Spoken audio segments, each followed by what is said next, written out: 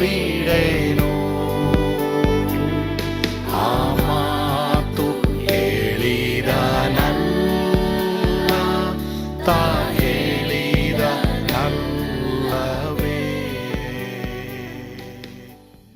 ಯೇಸು ಕೈ ಬಿಡನು ದೈವಿಕ ಸಂದೇಶಕ್ಕೆ ನಿಮ್ಮೆಲ್ಲರನ್ನು ಸ್ವಾಗತಿಸುತ್ತೇನೆ. ಇಂದು ನಾವು ಆದಿಕಾಂಡ 3ನೇ ಅಧ್ಯಾಯ 1ರಿಂದ 3ನೇ ವಚನವನ್ನ ಧ್ಯಾನ ಮಾಡ್ತೇವೆ. ಸರ್ಪವು ಯುಕ್ತಿ ಉಳ್ಳದಾಗಿತ್ತು. ಇದರ ವಿಷಯವಾಗಿ ನಾನು ನಿಮ್ಮೊಂದಿಗೆ ಮಾತನಾಡಕ್ಕೆ ಇಷ್ಟಪಡ್ತೇನೆ. ಈಗ ಓದಿಕೊಳ್ಳೋಣವಾ? ಯೆಹೋವ ದೇವರು ಉಂಟು ಮಾಡಿದಂತ ಎಲ್ಲಾ ಭೂಜಂತುಗಳಲ್ಲಿ ಸರ್ಪವು ಯುಕ್ತಿ ಉಳ್ಳದಾಗಿತ್ತು. ಅದು ಸ್ತ್ರೀಯ ಬಳಿಗೆ ಬಂದು, ಏನವ್ವ, ತೋಟದಲ್ಲಿರುವ ಯಾವ ಮರದ ಹಣ್ಣನ್ನು ನೀವು ತಿನ್ನಬಾರದೆಂದು ದೇವರು ಅಪ್ಪಣೆ ಕೊಟ್ಟಿರುವುದು ನಿಜವೋ ಎಂದು ಕೇಳಲು, ಸ್ತ್ರೀಯು, ತೋಟದಲ್ಲಿರುವ ಮರಗಳ ಹಣ್ಣುಗಳನ್ನು ನಾವು ತಿನ್ನಬಹುದು, ಆದರೆ ತೋಟದ ಮಧ್ಯದಲ್ಲಿರುವ ಈ ಮರದ ಫಲದ ವಿಷಯವಾಗಿ ಇದನ್ನು ತಿನ್ನಲು ಕೂಡಲು ಮುಟ್ಟಲು ಕೂಡದು, ತಿಂದರೆ ಸಾಯುವಿರಿ ಎಂದು ದೇವರು ಹೇಳಿದ್ದಾನೆ ಅಂದಳು. ದೇವರು ಅದೇ ತೋಟದಲ್ಲಿ ಜೀವವೃಕ್ಷದ ಮರವನ್ನು ಸಹ ಇಡ್ತಾರೆ. ಅನೇಕ ಸುಂದರವಾದ ಮರಗಳು ಸಹ ಅಲ್ಲಿ ಇದ್ದು, ಆದರೆ ಆ ಮರಗಳನ್ನ ತೊರೆದು ಒಳ್ಳೆಯದರ ಕೆಟ್ಟದರ ಅರಿವನ್ನು ಹುಟ್ಟಿಸುವಂತ ಮರವನ್ನು, ಅದರ ಫಲವನ್ನ ಇವರು ಆರಿಸ್ಕೊಳ್ತಾರೆ.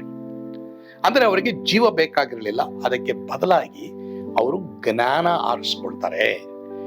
ಏನಿದು ಜೀವ ಜ್ಞಾನ, ಇದಕ್ಕೆ ವ್ಯತ್ಯಾಸ ಏನೆಂಬುದಾಗಿ ನಾವು ನೋಡ್ಬೇಕಾದ್ರೆ, ಸತ್ಯವೇದ ಸ್ವಜ್ಞಾನ, ಸತ್ಯವೇದ ನಿತ್ಯ ಜೀವ. ಸತ್ಯವೇದವನ್ನು ಓದೋದು ಬರೀ ಜ್ಞಾನ ಪಡ್ಕೊಳಕ್ಕಲ್ಲ, ಎಲ್ರ ಮುಂದೆ ನನಗೆ ಇದು ಗೊತ್ತು ಅದು ಗೊತ್ತು ಎಂಬುದಾಗಿ ಹೇಳೋದಕ್ಕಲ್ಲ. ಆದ್ರೆ ಸತ್ಯವೇದವನ್ನ ನಾನು ನೀನು ಕಲಿಯೋದು ನಿತ್ಯ ಜೀವ ಪಡೆಯಕ್ಕೆ. ಅಂದ್ರೆ ದೇವರು ಕೊಟ್ಟಿರುವಂತಹ ಆಜ್ಞೆಗಳಿಗೆ ನಾವು ವಿಧೇಯರಾಗಿ ನಡೆಯುವಾಗ ನಮಗೆ ನಿತ್ಯ ಜೀವ ಇದೆ. ಹಾಗಾದ್ರೆ ಒಂದು ನಮ್ಮನ್ನ ನಾವು ಪರೀಕ್ಷೆ ಮಾಡ್ಕೊಳ್ಳೋಣ. ಇವತ್ತು ಸತ್ಯವೇದ ಎಲ್ಲರೂ ಓದ್ತಾ ಇದ್ದೀರಾ ಅಲ್ವಾ? Very good. ಸತ್ಯವೇದದಿಂದ ನನಗೆ ನಿನಗೆ ಏನ್ ಸಿಗ್ತಾ ಇದೆ? ಪಾಪದಿಂದ ಬಿಡುಗಡೆ ಮಾತ್ರವಲ್ಲದೆ ನಿತ್ಯ ಜೀವ. ಅದಕ್ಕೋಸ್ಕರವಾಗಿ ನಾನು ನೀನು ಸತ್ಯವೇದವನ್ನ ಓದುವರಾಗಿರೋಣ, ಸ್ಟಡಿ ಮಾಡುವರಾಗಿರೋಣ.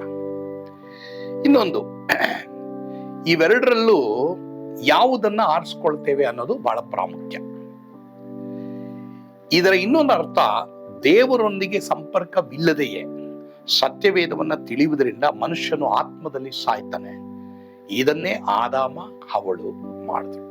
ಹಾಗಾದ್ರೆ ಸೈತಾನನ ಹಿಂಬಾಲಿಸಿದಂತ, ಸೈತಾನ ಮಾತನ್ನು ಕೇಳದಂತ ಒಂದು ಕುಟುಂಬ ಅದು ಆದಾಮ ಮತ್ತು ಅವಳು, ಅಥವಾ ಒಬ್ಬ ಮನುಷ್ಯ, ಮೊದಲೇ ಮನುಷ್ಯನೇ ಆದಾಮ ಎಂಬುದಾಗಿ ನಾವು ನೋಡ್ತೇವೆ. ಆದ್ರೆ ಪ್ರಿಯ ದೇವರ ಮಕ್ಕಳೇ, ಇವತ್ತು ಸತ್ಯವೇದವನ್ನ ದೇವರ ಆತ್ಮನ ಸಹಾಯದಿಂದ ನಾನು ನೀನು ತಿಳ್ಕೊಳ್ಬೇಕು. ನಾವು ಸ್ವಜ್ಞಾನದಿಂದ ತಿಳ್ಕೊಳ್ಬಾರ್ದು. ಮಾತ್ರವಲ್ಲದೆ ನಿತ್ಯ ಜೀವನ ಪಡೆಯೋದಕ್ಕೋಸ್ಕರವಾಗಿ ಸತ್ಯವೇದವನ್ನ ನಾನು ನೀನು ತಿಳ್ಕೊಳ್ಬೇಕು. ನೋಡಿ, ಇಲ್ಲಿ ಇನ್ನೊಂದು ವಿಷಯ ನಾವು ನೋಡ್ಬೇಕಾದ್ರೆ, ಈ ಸರ್ಪ ಅವಳ ಬಳಿಗೆ ಬರುತ್ತೆ. ಅವಳ ಬಳಿಗೆ ಬಂದು, ಯಾವ ಮರದ ಹಣ್ಣನ್ನು ನೀವು ತಿನ್ನಬಾರದೆಂದು ದೇವರ ಅಪ್ಪಣೆ ಕೊಟ್ಟಿರುವುದು ನಿಜವೋ ಅಂತ ಕೇಳ್ತಾನೆ. ಅದ್ ನಿಜನಾ? ನೋಡಿ, ಅಲ್ಲಿ ಯಾವ ಮರದ ಹಣ್ಣನ್ನು ನೀವು ತಿನ್ನಬಾರ್ದು ಅಂತ ದೇವ್ರು ಹೇಳಿಲ್ಲ, ಎಲ್ಲಾ ಮರದ ಹಣ್ಣನ್ನ ನೀವು ತಿನ್ಬಹುದು ಅಂತ ದೇವ್ರು ಹೇಳಿದ್ರು. ಆದ್ರೆ ಸರ್ಪ ಬಂದಿದ್ದು ಯಾವ ಮರದ ಹಣ್ಣನ್ನು ನೀವು ತಿನ್ನಬಾರದು ಅಂತ ಒಂದು, ಅಲ್ಲೇ ಆಕೆ ಕನ್ಫ್ಯೂಸ್ ಆಗಿ. ಎರಡನೇದು, ನೀವು ತಿನ್ನಲು ಕೂಡಲು ಮುಟ್ಟಲು ಕೂಡದು. ಮುಟ್ಟಲು ಕೂಡದು ಅಂತ ದೇವ್ರು ಹೇಳಿಲ್ಲ, ಇದನ್ನ ನೋಡಬಾರ್ದು ತಿನ್ನಬಾರ್ದು ಅಂತ ದೇವ್ರು ಹೇಳಿದ್ರು. ತಿಂದ ದಿನ ನೀವು ಸಾಯುವಿರಿ ಅಂತ ದೇವ್ರು ಹೇಳಿದ್ರು. ಇವಳು ಸಹ ಅಲ್ಲಿ ಕನ್ಫ್ಯೂಸ್ ಆಗ್ಬಿಟ್ರು. ಸತ್ಯವೇದ ನಮಗೆ ಸರಿಯಾಗಿ ಗೊತ್ತಿರ್ಬೇಕು. ಅದಕ್ಕೆ ಪ್ರಿಯರೇ, ನಾವು ಯೂಟ್ಯೂಬ್ ನೋಡೋದು ನಿಜನೇ, ಒಳ್ಳೇದೇ. ನಾವು ಬೇರೆಯವರು ನಮಗೆ ವಾಕ್ಯಗಳು ಹೇಳೋದು ಒಳ್ಳೇದೇ. ಆದರೆ ಅದನ್ನು ಕೇಳಿಸ್ಕೊಳ್ಬೇಕು. ನಾನು ಕೇಳಿಸ್ಕೊಳ್ತೀನಿ ವಾಕ್ಯ, ಇಲ್ಲ ಅಂತ ನಾನು. ಬೇರೆಯವರು ನಮಗೆ ವಾಕ್ಯಗಳು ಸಾರಬೇಕಾದ್ರೆ ಅದರಿಂದ ಎಷ್ಟೋ ಅರ್ಥಗಳು ನಮಗೆ ತಿಳಿತದೆ. ಆದರೆ ನಿನ್ನೊಂದಿಗೂ ದೇವರು ಮಾತಾಡಕ್ಕೆ ಇಷ್ಟಪಡ್ತಾರೆ. ಸತ್ಯವೇದದಲ್ಲಿ ನಿಜವಾದ ಸತ್ಯ ತಿಳ್ಕೊಳ್ಳಕ್ಕೆ ನಾನು ನೀನು ಸಿದ್ಧವಾಗಿರ್ಬೇಕು. ಇವತ್ತು ಯೆಹೋವ ಸಾಕ್ಷಿಗಳು ಬಂದು ಏನ್ ಮಾಡ್ತಾ ಇದ್ದಾರೆ, ಎಲ್ಲಾ ಕಡೆ ಜನರನ್ನ ತಪ್ಪಾದ ದಾರಿಗೆ ಎಳಿತಾ ಇದ್ದಾರೆ. ಯಾಕೆ ಅವ್ರು ತಪ್ಪಾದ ದಾರಿಗೆ ಎಳಿತಾ ಇದ್ದಾರೆ ಅಂದ್ರೆ, ನಿಜವಾದ ಕ್ರೈಸ್ತರುಗಳಾದ ನಾವು ಸರಿಯಾದ ರೀತಿಯಲ್ಲಿ ಸತ್ಯವೇದ ಓದಕ್ಕೆ ಟೈಮ್ ಕೊಡ್ತಾ ಇಲ್ಲ. ಸತ್ಯವೇದವನ್ನ ಸರಿಯಾದ ರೀತಿಯಲ್ಲಿ ಓದಬೇಕು, ಕ್ರಮವಾಗಿ ಓದಬೇಕು, ಪ್ರತಿದಿನ ಓದಬೇಕು. ಆವಾಗ ನಾವು ತಪ್ಪಿ ಹೋಗಲ್ಲ. ಸೊ ಹೀಗಾಗಿ ಪ್ರಿಯರೇ, ಇಲ್ಲಿ ಸೈತಾನ್ ಬಂದು ಆದಾಮ ಅವಳ ಫ್ಯಾಮಿಲಿಯನ್ನ ಕನ್ಫ್ಯೂಷನ್ ಮಾಡಿ ಒಡೆದಾಕ್ದಾಗೆ ನಮ್ಮ ಫ್ಯಾಮಿಲಿಗಳನ್ನ ಒಡೆದೇ ಇರುವ ಹಾಗೆ ಸೈತಾನಿಗೆ ನೀನು ಸ್ಥಳ ಕೊಡಬಾರದು. ದೇವರಿಗೆ ಸ್ಥಳ ಕೊಡಬೇಕು. ಸೈತಾನ್ ಹತ್ರ ನಿಂತ್ಕೊಂಡು ಮಾತಾಡಿದೇ ತಪ್ಪೀಗೆ.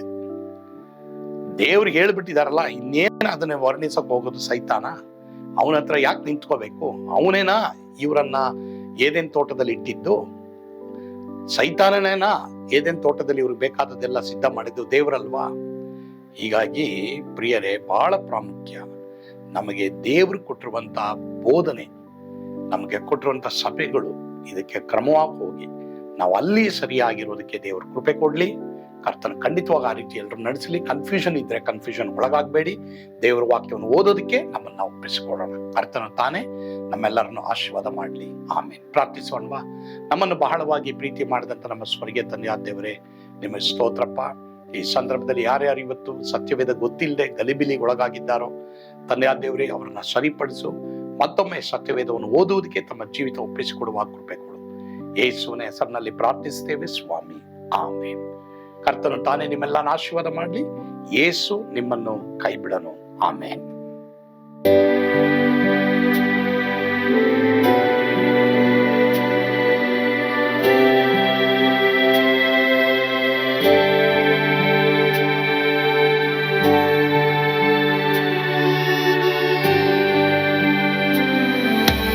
ನಾನು ಪಾತ್ರದಲ್ಲಿ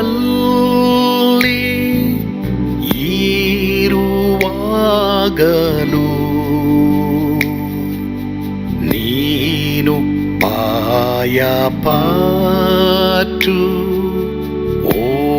ಓಡಬಾರದು. ನನ್ನ ಮಾತನಂಬಿ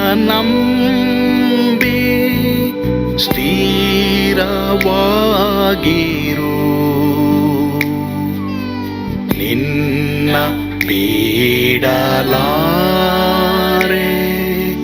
ಬಿಡೇನು ಎಂದೆಂದಿಗೂ.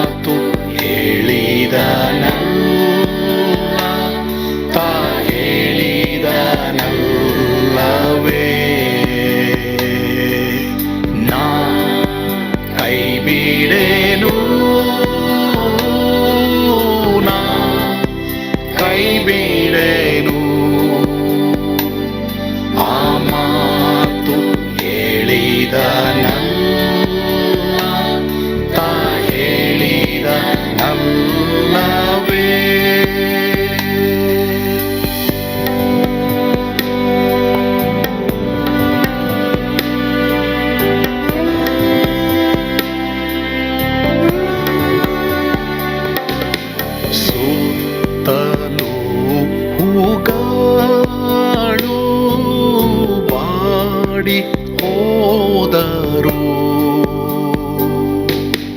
ಮೇಲೆ ಸ್ವರ್ಗದೋಳು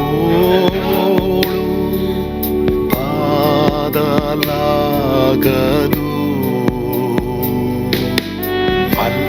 ಅಲ್ಲಿಂದೇಸು ಸ್ವಾಮಿ ಬಾರುವಾತನು ನನ್ನ ಬಿಡಲಾರ, ನನ್ನನ್ನು ಕೈ ಬಿಡಲು. ನಾ ಕೈ ಬಿಡೆನು, ನಾ ಕೈ ಬಿಡೆನು. ಆ ಮಾತು ಹೇಳಿದನಲ್ಲ, ತಾ ಹೇಳಿದ ಅಲ್ಲವೇ.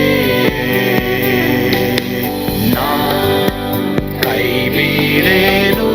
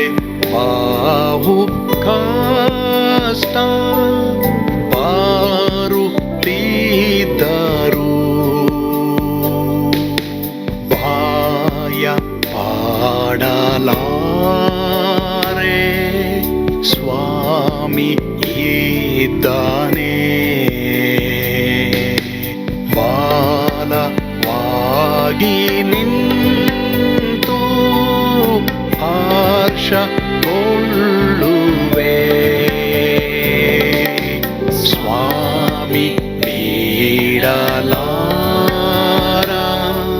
ಸ್ವಾಮಿ ನನ್ನ ಕೈ ಬಿಡಲು,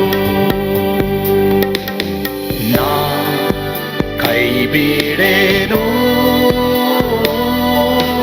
ನಾ ಕೈ ಬಿಡೆನು.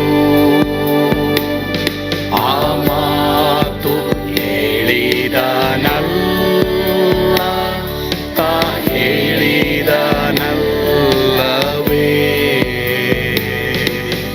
ನಾ ಕೈ ಬಿಡೆನು, ನಾ ಕೈ ಬಿಡೆನು. ಆ ಮಾತು ಹೇಳಿದನಲ್ಲ, ತಾ ಹೇಳಿದನಲ್ಲವೇ, ತಾ ಹೇಳಿದನಲ್ಲವೇ.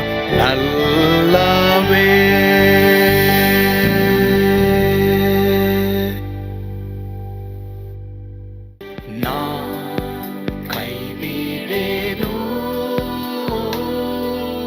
ನಾ ಕೈ ಬಿಡೆನು.